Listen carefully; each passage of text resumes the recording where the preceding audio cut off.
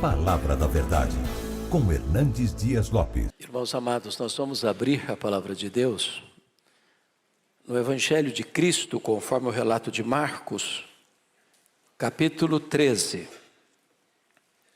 Marcos, capítulo 13.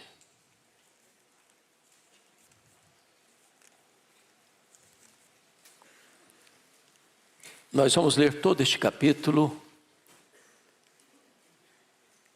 do Evangelho segundo Marcos.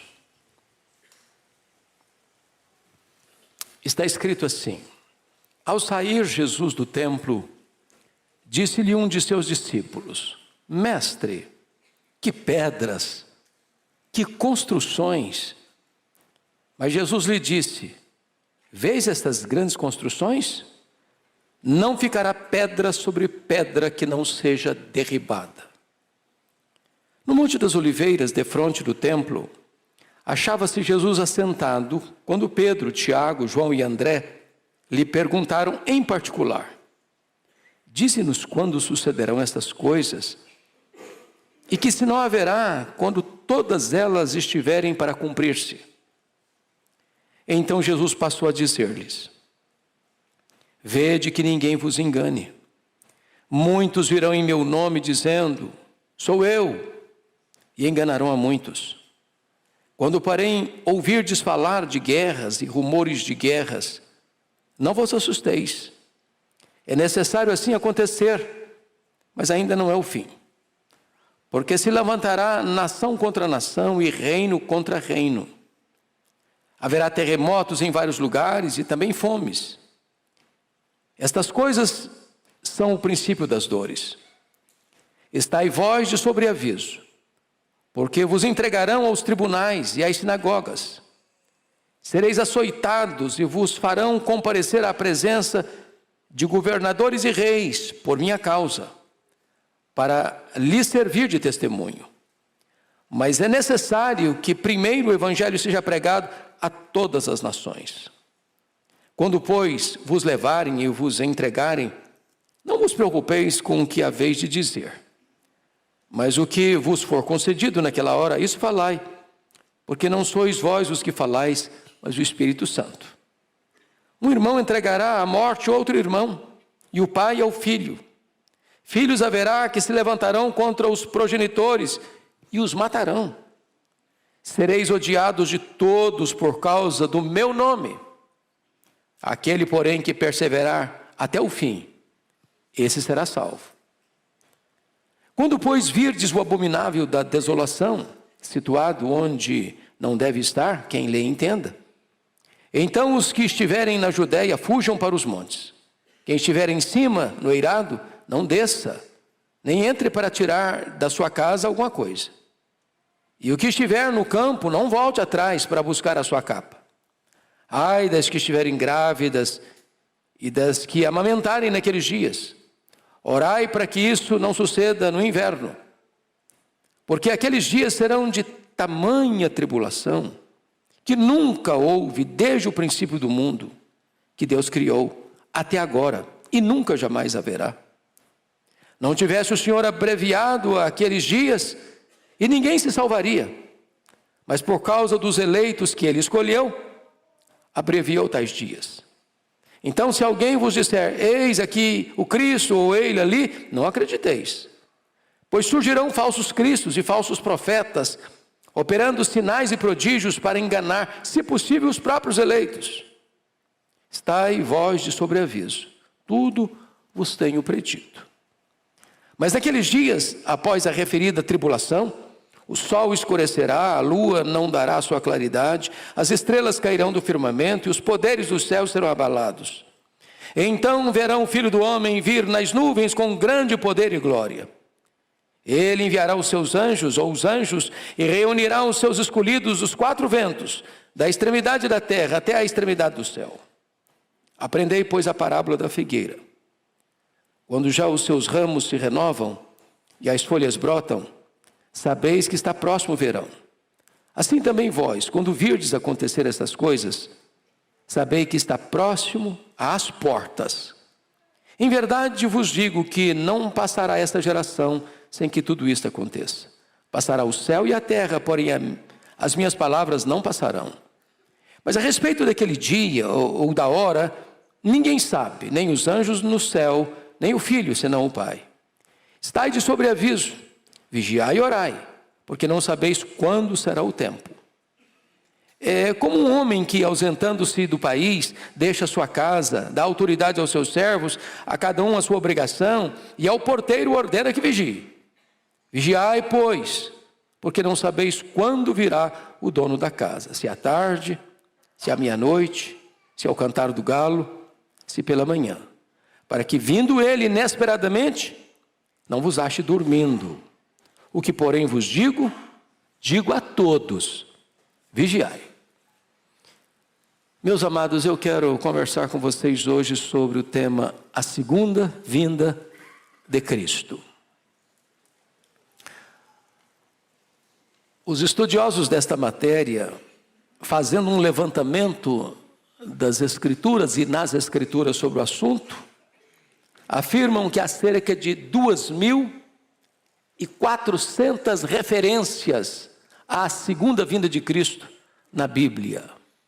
8 vezes mais do que sobre a primeira vinda.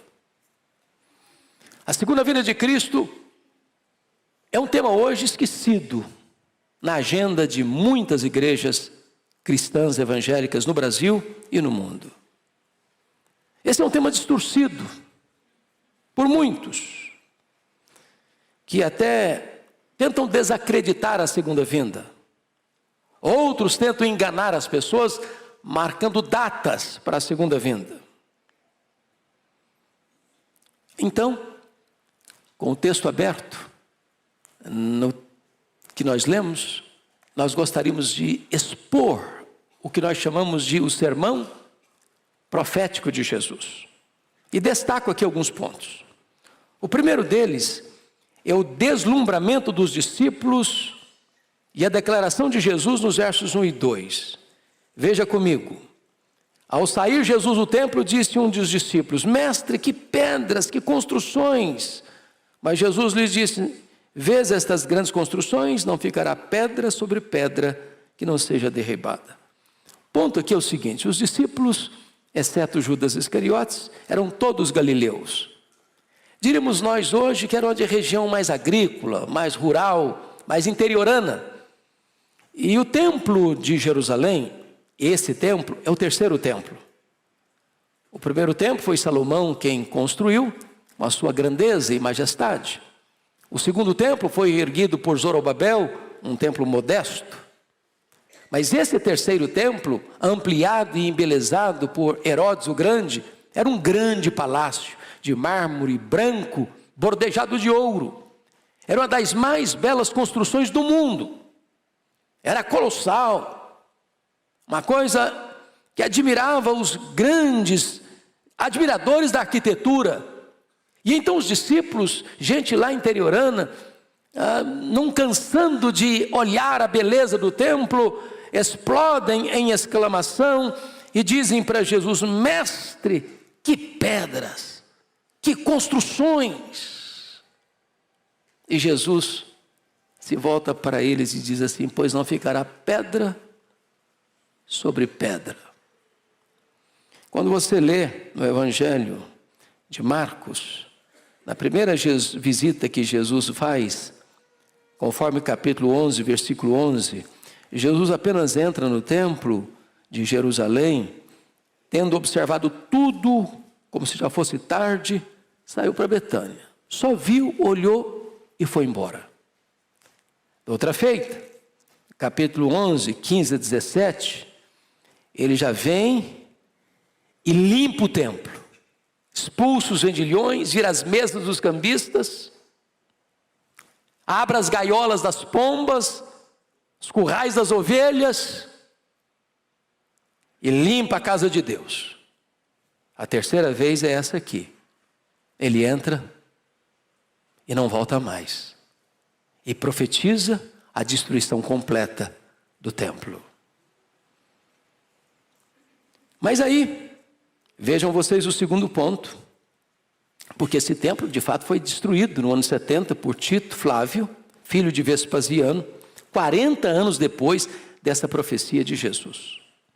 Vem o segundo ponto, a profecia acerca da destruição de Jerusalém e a profecia da segunda vinda. Confira comigo, por gentileza, capítulo 13, versos 3 e 4.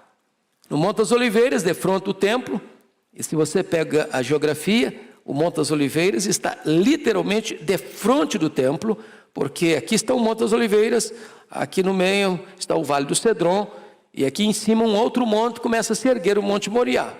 E ali está o templo. Então é a vista mais ampla que você tem em Jerusalém, é essa vista.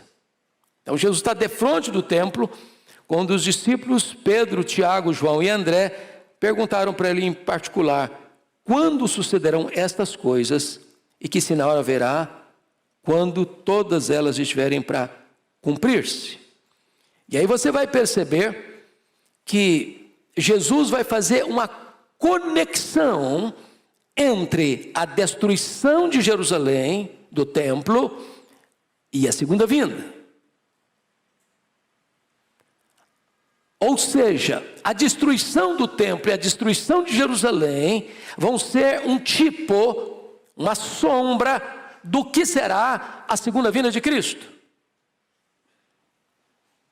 Bom, vocês sabem que no ano 66 da era cristã começa a guerra judaica.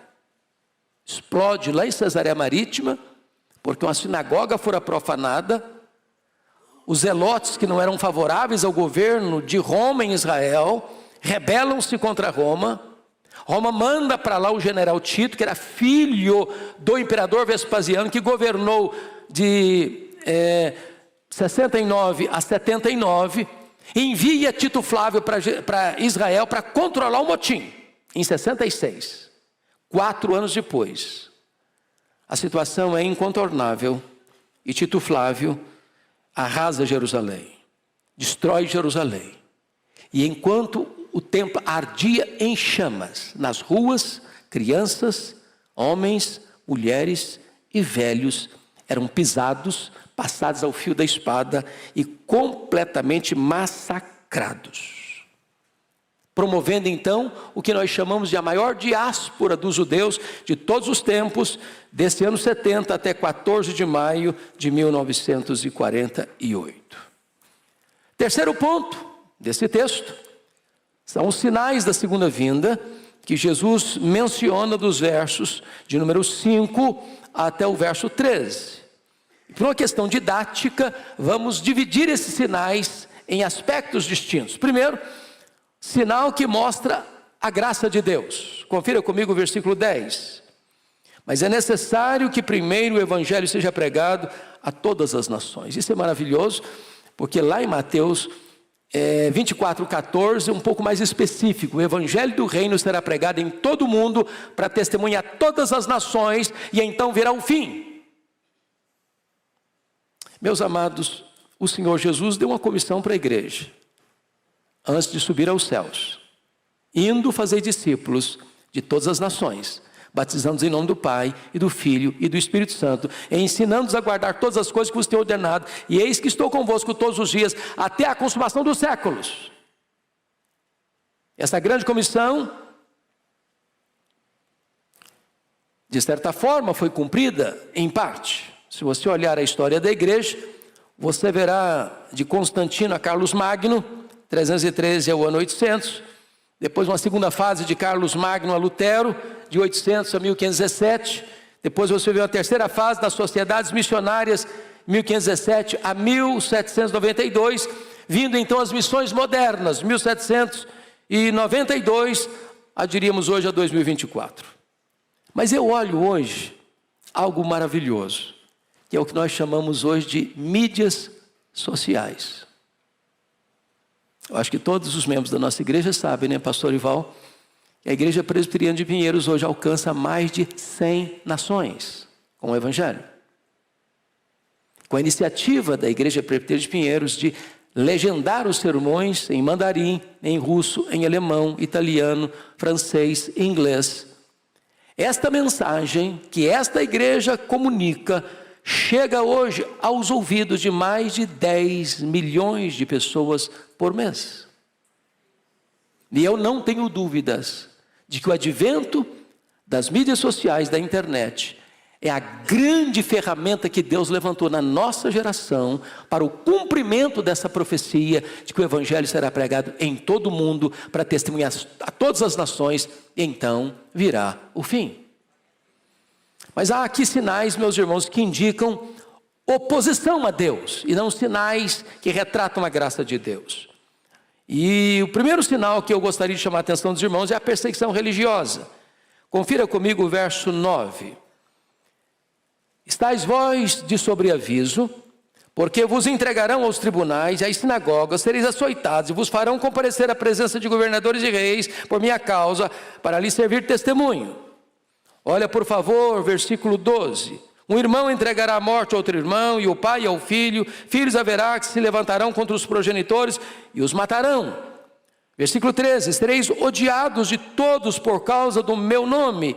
Aquele, porém, que perseverar até o fim será salvo. E você vai encontrar no verso 19 assim: porque aqueles dias serão de tamanha tribulação como nunca houve desde o princípio do mundo, pois que Deus criou até agora e nunca jamais haverá. E aí você vai perceber no verso 20, não tivesse o Senhor abreviado aqueles dias, ninguém se salvaria. Mas por causa dos eleitos que Ele escolheu, abreviou tais dias. Como é que você vê a perseguição religiosa? Nós poderíamos recordar os judaizantes que perseguiram a igreja primitiva. Nós poderíamos olhar, por exemplo, o braço do sinédrio judaico que perseguiu os cristãos. Depois nós poderíamos pensar nos Césares de Roma, que queimaram os crentes, crucificaram os crentes, jogaram os crentes às feras. Depois nós poderíamos pensar na intolerância romana ao longo dos séculos, a Inquisição, tantos crentes mortos, queimados vivos. Nós poderíamos pensar nos regimes totalitários, o nazismo, o comunismo. Nós poderíamos pensar nas religiões extremistas que colocam os crentes presos, torturados em tantos lugares do mundo. A perseguição religiosa é uma pauta presente na nossa sociedade. É um sinal eloquentíssimo que mostra para nós que a segunda vinda de Jesus está às portas. Mas em segundo lugar, a cristofobia. Olha comigo o verso 13 novamente. Preste bem atenção no verso 13. 13. Sereis odiados de todos por causa do meu nome. Do meu nome. O problema aqui não é que o cristão, ele transgride a lei, ou ele insurge contra a lei, ou ele transtorna a sociedade, ou ele é um mau cidadão, ele é um perverso cidadão, ele não respeita as leis, ele rouba, ele mata, ele traz transtorno para a sociedade. Não. Ele é odiado por uma única razão, por causa do nome de Cristo. Leia a sua Bíblia e você verá que o mundo, e o mundo é o sistema, nunca foi favorável a Cristo. Sempre odiou a Cristo. E Jesus diz: se o mundo me odeia, e eu sou o Senhor, e vocês são meus servos, o servo não é maior que o Senhor. Se perseguiu a mim, perseguirá a vós também. E Paulo chega a dizer que todo aquele que quiser viver piedosamente em Cristo vai ser perseguido. Você tem alguma dúvida que o mundo hoje vive uma onda de cristofobia? As pessoas não toleram. Isso é uma prova de que Jesus está às portas. Terceiro sinal que Jesus aponta aqui, de oposição a Deus, é o engano religioso. Aliás, o primeiro sinal que Jesus aponta. Olha aí comigo, por favor, versículos 5 e 6. Ele diz assim: então Jesus passou a dizer-lhes: vede que ninguém vos engane. Muitos virão em meu nome dizendo: sou eu, e enganarão a muitos. Versículo 21 e 23, ele deixa isso também claro. Então, se alguém vos disser: eis aqui o Cristo, ei-lo ali, não acrediteis, pois surgirão falsos cristos e falsos profetas, operando sinais e prodígios para enganar, se possível, os próprios eleitos. Então você vai encontrar falsos apóstolos, falsos profetas, falsos mestres, falsos pastores, falsas doutrinas, falsas igrejas, falsos crentes. Você vai encontrar toda essa explosão de falsas religiões. Surgem 5 novas todo dia, todo dia. E isso é uma prova de que Jesus está às portas. Mas agora, vamos ver aqueles sinais que não indicam agora oposição a Deus, não. Sinais que indicam o juízo de Deus. Olha comigo, em primeiro lugar, versos 7 e 8. As guerras. Quando, porém, ouvirdes falar de guerras e rumores de guerras, não vos assusteis, é necessário que assim aconteça, mas ainda não é um fim, porque se levantará nação contra nação e reino contra reino. Arnold Toynbee, um egrégio historiador, diz que a história da humanidade é a história das guerras. Alguém já disse que para cada dia de paz, há 30 dias de guerra. A paz que o mundo conhece hoje é uma paz postiça, porque se firma um acordo de paz, mas se investe na guerra. As nações estão armadas, e armadas com grande poder bélico, atômico, guerras químicas, guerras biológicas. Mikhail Gorbachev, lá em 1985, já escreveu no seu livro Perestroika que o arsenal que se tinha naquele tempo já dava para destruir o planeta Terra 27 vezes. Os especialistas dizem que se houver de verdade uma terceira guerra mundial, para se lançar mão do que se tem hoje, daria para destruir o planeta várias vezes e transformá-lo em poeira cósmica, não haveria vencedores e nem vencidos. É claro que, à luz da Bíblia, quem vai apertar o botão, botando o fim da história, não é o homem, é o próprio Deus. Louvado seja o Senhor. Mas as guerras estão aí. No auge do humanismo, do otimismo humano, no século passado, nós tivemos 2 guerras mundiais, 1914, 1918, 30 milhões de pessoas mortas. Não aprendemos a lição. Segunda Guerra Mundial, 1939, 1945, 60 milhões de pessoas mortas. Não aprendemos a lição. Temos guerras étnicas, temos guerras tribais, temos guerras religiosas, temos guerras ideológicas, temos guerras econômicas, temos guerras e mais guerras e mais guerras, e elas não cessam. Ontem o mundo estava em polvorosa, quando cerca de 300 drones e mísseis foram lançados do Irã contra o território de Israel. Não houvera uma capacidade de rebater e anular estas armas mortíferas, e teria sido uma catástrofe terrível. E o mundo, na ponta dos pés, com medo da escalada da guerra, não só no Oriente, mas com o envolvimento de outras nações do Ocidente, caminhando aí para uma terceira guerra mundial. Jesus, de fato, está às portas. Mas comigo, observe um outro sinal que indica o juízo de Deus, que são os terremotos, versículo 8. Olha aí comigo, por gentileza. Está escrito assim: haverá terremotos em vários lugares e também fomes. É claro que os terremotos sempre aconteceram, mas só para dar uma estatística para vocês, de 1890 a 1930, apenas 8 terremotos medindo acima de escala 6, escala Richter. De 1930 a 1960, tivemos 16 terremotos nessa proporção. De 1960 a 1979, pulou para 64. De 1980 a 1996, registraram-se 200 terremotos nessa proporção. A escalada, o crescimento explosivo. E isso aponta para nós um fato: Jesus está próximo a voltar. A Bíblia fala de fomes, que é uma espécie de subproduto da guerra. Subproduto da guerra. Vocês bem sabem que o maior orçamento de todas as nações não é com saúde, não é com educação, é com armamento. Com armamento. Apenas um míssil que é lançado daria para comprar mais de 800 mil sacos de trigo para alimentar multidões. O mundo fala em paz, mas investe na guerra. E a fome vem em virtude disso. Mas Lucas 21:11 acrescentando esse sinal, diz que haveria epidemias em vários lugares. E o mundo já enfrentou tantas, como a peste negra, que dizimou 1/3 da Europa, como a febre espanhola, que foi tão devastadora no século passado, a Covid-19, que atingiu o mundo inteiro e deixou todos nós de sobressalto. São sinais da segunda vinda de Cristo.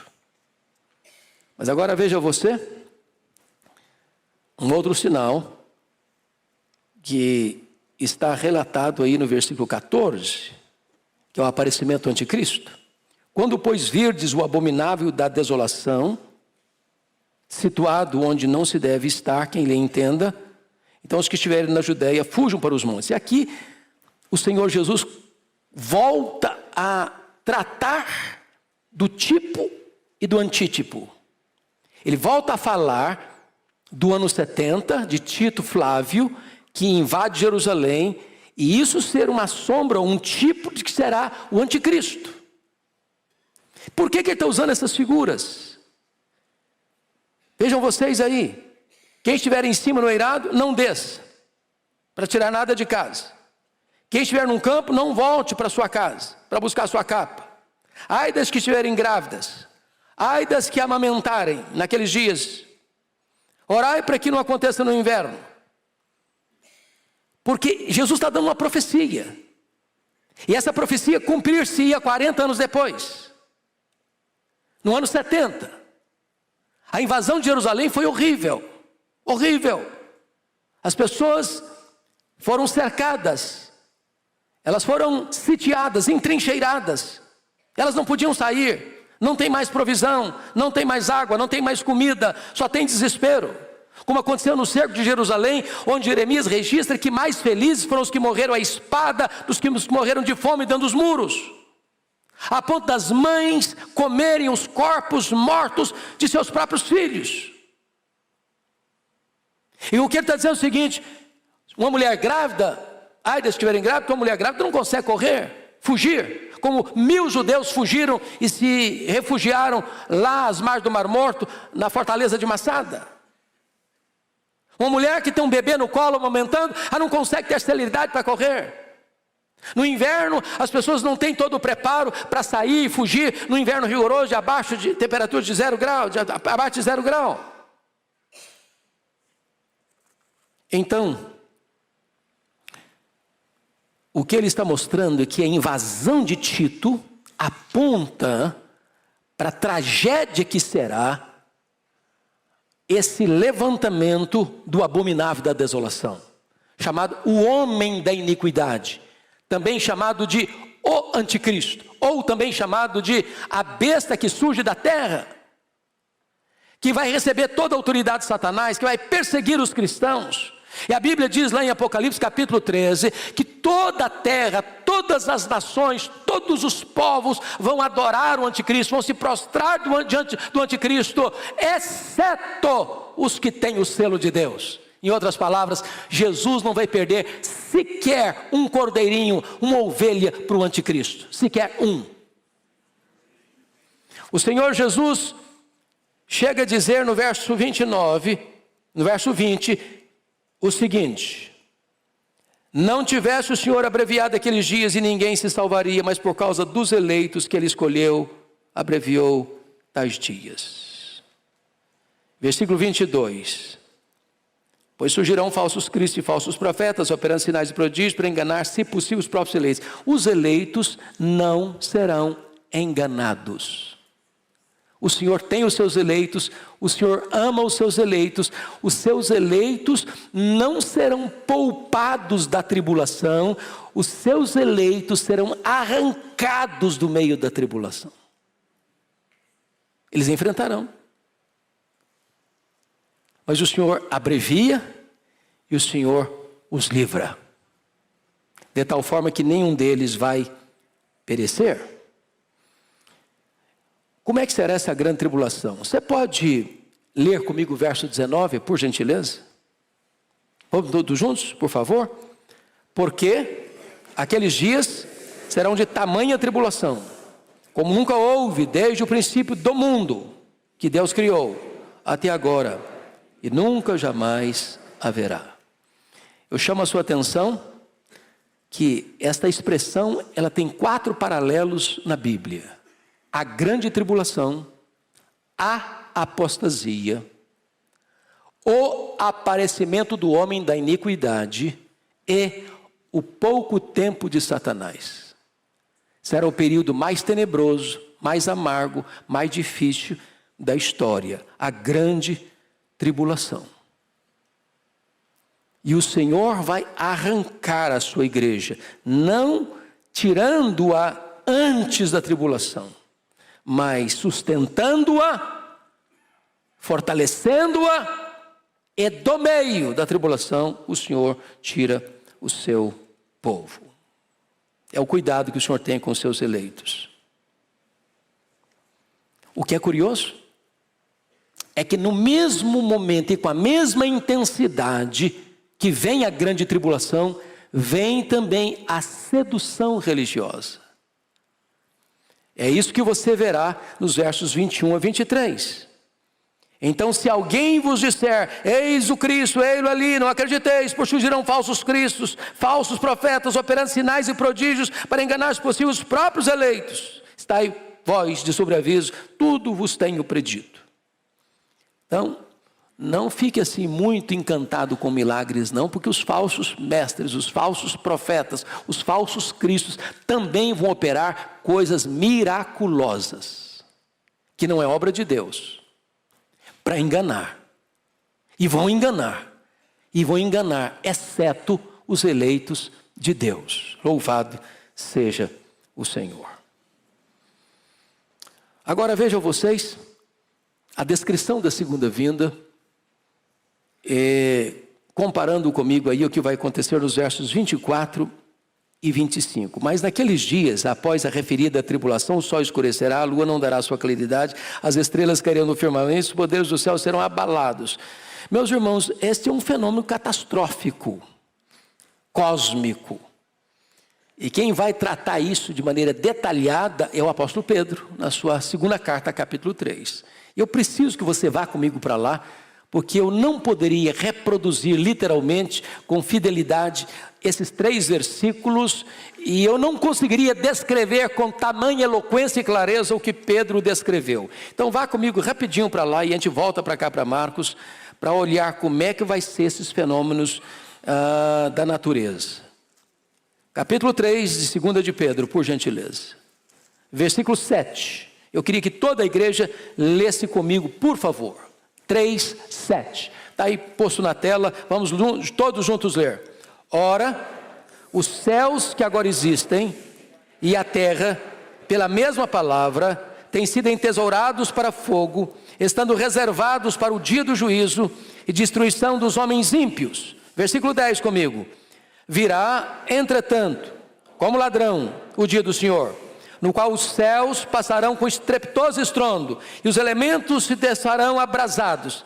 Também a terra e as obras que nela existem serão atingidas. Comigo o verso 12. Esperando e apressando a vinda do dia de Deus, por causa do qual os céus incendiados serão desfeitos, e os elementos abrasados se derreterão.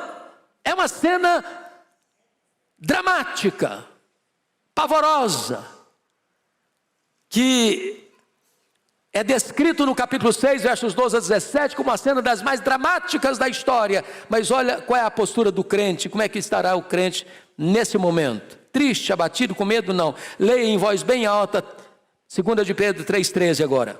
Nós, porém, segundo a sua promessa, esperamos novos céus e nova terra, nos quais habita justiça. Louvado seja o Senhor.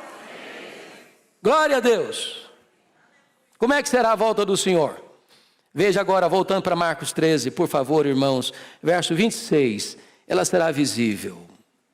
Está escrito assim: então verão o Filho do Homem vir nas nuvens com grande poder e glória. Verão, verão, verão. Apocalipse 1,7 diz que todo olho verá, até aqueles que o traspassaram. O que significa isso? O que significa é o seguinte: quando Jesus voltar, 2 coisas vão acontecer. primeiro, os mortos vão ressuscitar. Uns para a ressurreição da vida, outros para a ressurreição do juízo. Só depois os que estiverem vivos serão transformados e arrebatados. Então aqueles que cuspiram no rosto de Jesus, aqueles que esbordoaram a Jesus, aqueles que pregaram Jesus na cruz, vão ter que ressuscitar. E vão ter que ver Jesus na sua glória, e vão ter que se ajoelhar, e vão ter que confessar que Jesus Cristo é Senhor para a glória de Deus Pai. Não uma confissão alegre, festiva, submissa, para irem para o reino da glória. Não, vão ter que fazê-lo, imediatamente irem para o fogo eterno preparado para o diabo e seus anjos. É assim que a Bíblia diz. Mas mais do que isso, a segunda vinda do Senhor será gloriosa. Versículo 26, na parte B, diz que Ele vem com grande poder e glória. Significa o seguinte: quando Ele vier, Ele não vem mais como veio na primeira vinda, montado num jumentinho humilde, não tendo onde reclinar a cabeça. Ele vem como Rei vencedor. Na sua coxa estará escrito Rei dos reis, Senhor dos senhores. E Ele vem, segundo 1 Coríntios 15, 24 e 25, vai colocar todos os seus inimigos debaixo dos seus pés, e Ele vai lançar no lago do fogo o anticristo, o falso profeta, o diabo, a morte, o inferno e todos aqueles cujos nomes não estão escritos no livro da vida. E Ele vai triunfar completamente, permanentemente, finalmente, e vai entregar o reino ao Deus e Pai, para que Ele seja tudo em todos, e Ele reinará com a sua igreja para sempre e sempre e sempre. Louvado seja o Senhor. Mas eu quero encerrar chamando a sua atenção para a necessidade de estar preparado para a segunda vinda. Primeiramente, ela será precedida por avisos claros, conforme os versos 28 a 31, e Jesus conta uma parábola de um homem que vai para um outro país e deixa os funcionários da sua casa encarregados de cuidar da casa. E o Senhor então vai mostrar para nós, aliás, esse é o verso 33 a 34, mas até antes do 33 e 34 tem uma outra ilustração, que é a ilustração da figueira, e ele diz assim, quando a parábola figueira, quando já os ramos se renovam e as folhas brotam, sabeis que está próximo o verão. Isso é um fenômeno da natureza. Lá em Israel, as figueiras são muito comuns. E ele diz assim, assim também vós, quando virdes acontecer estas coisas, sabei que está próximo às portas. Uma coisa está próximo, outra coisa está às portas. Esses sinais estão aí. São visíveis, são eloquentes, são inegáveis. Às portas. E Jesus garante a confiabilidade da sua palavra, dizendo o seguinte, versículo 31, passará o céu e a terra, porém as minhas palavras não passarão. Então fique de sobreaviso. E ele vai dizer, no verso 32, que será uma vinda imprevisível. Imprevisível. Porque você não sabe, está escrito aí. A respeito daquele dia ou da hora, ninguém sabe, nem os anjos, nem o Filho, senão o Pai. Eu acho impressionante isso. Não é óbvio esse dia. Vai ser um dia comum. Aliás, outro relato paralelo deste, diz que vai ser como nos dias de Noé. Noé passou 120 anos pregando. Uma coisa foi começar a pregar no primeiro dia, outra coisa é pregar quando a arca estava no meio da obra.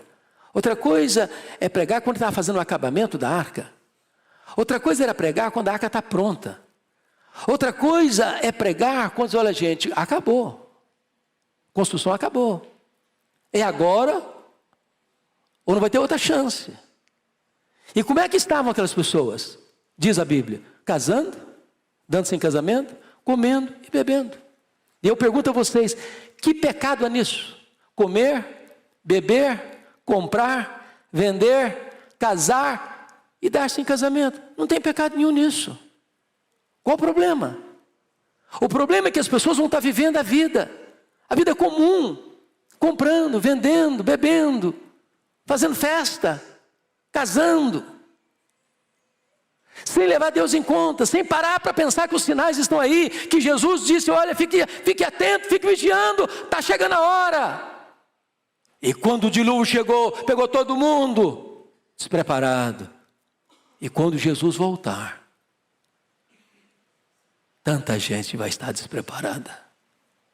Gente que parecia crente, gente que era como as virgens nécias, tudo exteriormente igual, mas sem azeite nas lamparinas. Cuidado, cuidado. Jesus vai mostrar agora que a sua vinda será não só imprevisível, mas inesperada. Versos 33 a 36, quando ele diz, estai de sobreaviso, vigiai e orai, porque não sabeis quando será o tempo. Verso 35, ele diz, vigiai, pois não sabeis quando virá o dono da casa, se à tarde, à meia-noite, ao cantar do galo e pela manhã. Então conta a história do camarada que saiu, foi para outro país, deixou a casa dele com cuidado dos servos e disse para o vigia, olha, você fica vigiando, fica vigiando, fica vigiando. Nem os servos da casa, nem o vigia sabe que hora o dono da casa vai voltar. O Senhor Jesus colocou diante de você e de mim uma mordomia, uma agenda. Ele diz, olha, eu vou voltar. Esteja preparado. E quando ele diz aqui no verso de número 35, você não sabe se à tarde, se à meia-noite, se ao cantar do galo, se pela manhã, eu vou dizer para você que Jesus vai voltar exatamente, à meia-noite, ao cantar do galo, e Jesus vai voltar à tarde, vai voltar pela manhã. É fuso horário, gente. É fuso horário. Se Jesus voltar para nós aqui 8 da noite, ele está voltando lá para o Japão 8 da manhã de amanhã.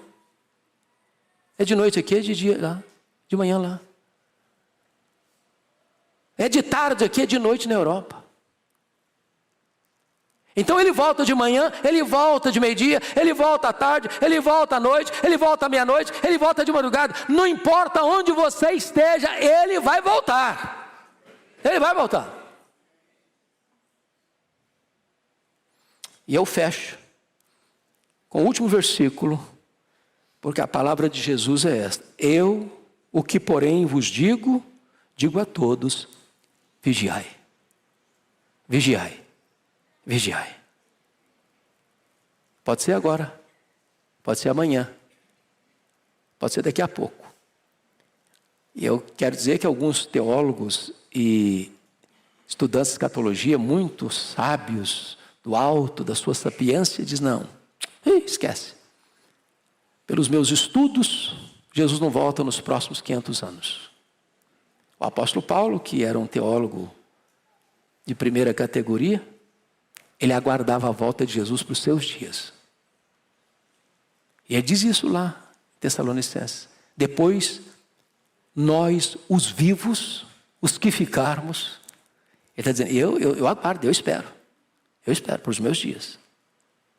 E sábio é você, se você também aguarda a volta do Senhor Jesus para os seus dias. Quando perguntaram para Wesley, o que você gostaria de estar fazendo quando Jesus voltar? Ele respondeu, eu gostaria de estar fazendo o que eu faço todos os dias, porque todos os dias eu estou esperando Jesus voltar. Nós não somos filhos das trevas, nós somos filhos da luz. E os filhos da luz estão na ponta dos pés, dizendo, Maranata, ora vem, Senhor Jesus. Que Ele nos abençoe. Amém.